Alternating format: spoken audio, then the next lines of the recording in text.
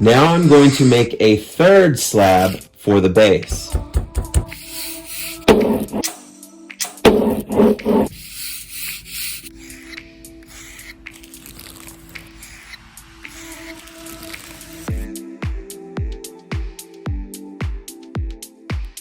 Now that the base is completed, I need a long slab for the walls.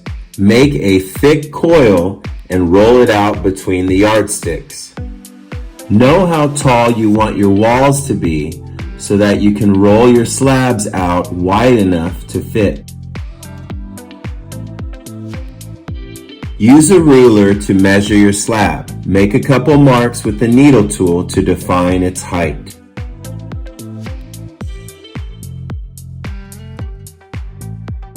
Using the length of the yardsticks, connect your marks on either side of the clay slab. Hold the yardstick down so it doesn't move. Trace the yardstick with the needle tool, cutting all the way through the clay. Your needle tool must be firmly pressed against the yardstick at all times, with no deviation, if you want to make a straight line. Using a straight edge, square up each end of your slab.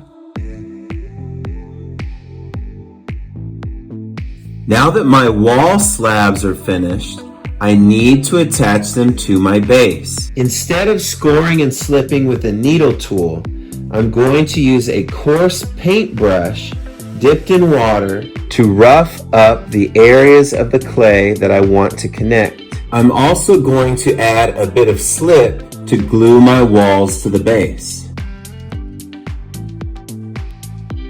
Flip your slab onto your hand and peel the plastic off of the back side to avoid damaging it. I'm going to gently take one of my clay slabs, turn it up on its edge, and gently press it into the roughed up area of the base. Now I'm going to take a wooden rib and smooth the walls and the base together. Take a small wooden tool and smooth the joint on the inside of the pot as well, removing the excess slip. I wasn't able to make a slab long enough to reach around the entire length of my pot, so I'm going to have to cover the distance with 2 slabs. I'm going to make some measurements so that my slab will fit. Using a straight edge, I'm going to cut off the excess clay from my walls so I have one slab on one side of my pot and another slab on the other side of my pot. Now I'm going to rough up the clay and add slip before attaching my second slab.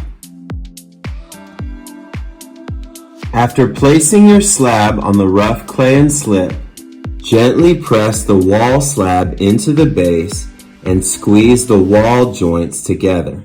I'm partially attaching the slab before cutting the long side to fit. I don't want to cut my slab exactly because there might be a gap in the end. Better to have and not need than to need and not have.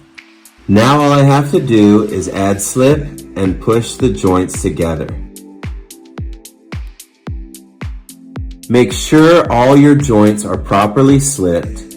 Take a rib and smooth the joints together on the outside and the inside.